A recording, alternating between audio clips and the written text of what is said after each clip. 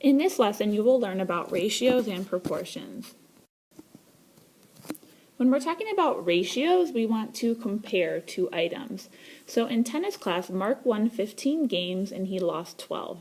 Represent each situation with a ratio. Okay, so we want to make sure that order does matter here. So here we want to compare the number of wins to the number of losses.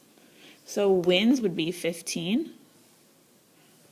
to the losses, which is 12. Okay, there are three ways to write ratios. Here is one way, another way using a semicolon, and the last way using a fraction bar. Okay, so these all mean 15 to 12. The next one, the number of wins to the total games played. So wins, here we have 15.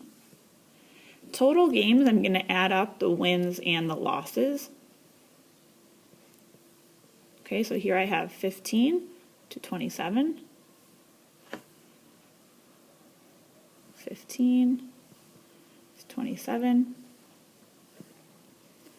And then again, 15 over 27. Okay? The last one is the number of losses to the total games played.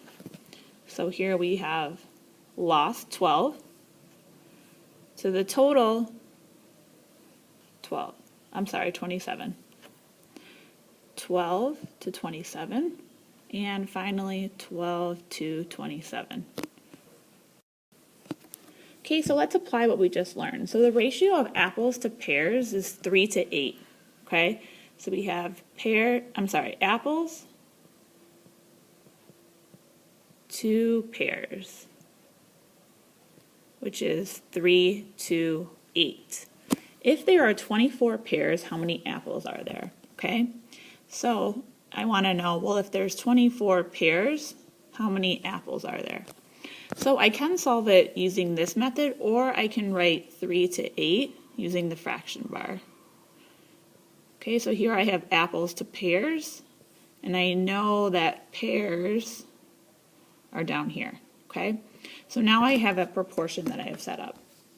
So now if I multiply 8x, which is equal to 3 times 24, which is 72, and divide by 8, I get x is equal to 9. Okay, so here x is standing for the apples. So there are 9 apples.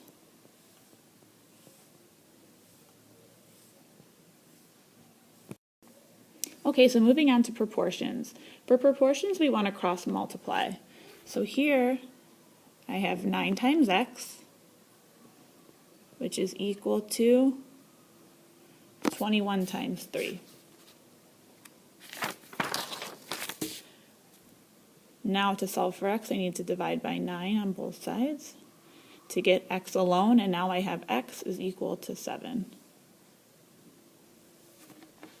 The next one, using cross multiplication, 10 times x is equal to 5 times 4, which is 20. If I divide both sides by 10, I now have x alone, so x is equal to 2. Okay, so here this should be 3n minus 24. That's what it says on your paper.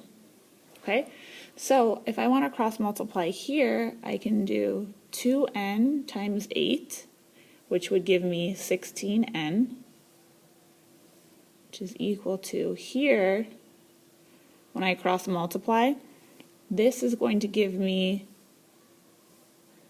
distributive property because I'm using parentheses. Okay, so this 3n minus 24, I have to put it in parentheses here. Okay, so now my next step is on my right hand side I need to distribute. So 5 times 3n is 15n, and 5 times negative 24 is negative 120. I'm going to bring down my left side of 16n. So now that I have variables on both sides, I want to bring my 15n to the left hand side to get all my variables to the left.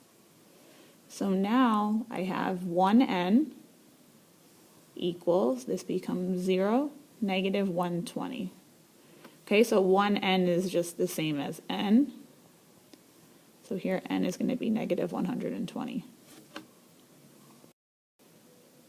Okay, the next part is determining whether these are proportions or not. So I'm just going to simply cross multiply here and see if they are equal. So 9 times 3 is 27, and 4 times 7 is 28. Okay, so these are not equal to each other, so no, they are not a proportion. Okay, the next one, 9 times 9, which is 81, equals 4 times 20, which is 80. Okay, these are also not a proportion, they're not the same. 9 times 12 is 108, and 4 times 27 is 108.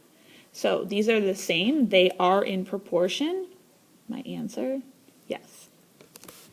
And finally, 9 times 8, which is 72, is going to equal 4 times 18, which is also 72. So both of these fractions are in proportion, and my answer is yes. Okay, the last way we can use proportions is with a scale drawing. So the distance on a map from Toronto, Canada to Ottawa, Canada is 9.5 centimeters. We also know that the scale, this is what's written on the map, is that for every 1 centimeter on the map, it's 25 kilometers in real life. So what is the actual distance between the two cities? Okay, so I do know that 1 centimeter is equal to 25 kilometers. Okay, so notice that the ratio here is written with a semicolon and I rewrote it with a fraction bar. So I know that I have centimeters on top and kilometers on bottom. So because I have it set up this way, I need to make sure that all of my numerators are centimeters and all of my kilometers are in the denominator to make sure I set up my proportion properly. Okay, the other piece of information that I know is 9.5 centimeters. So I'm going to put that up here because I'm talking about centimeters, which are on the map. Okay, so I want to know how far the actual distance this would be. So again, I can set up my proportion here and use cross multiplication. So 1x is equal to 25 times 9.5. Okay, so x is equal to 237.5. Make sure you use your unit, kilometers. Okay, so here is my actual distance.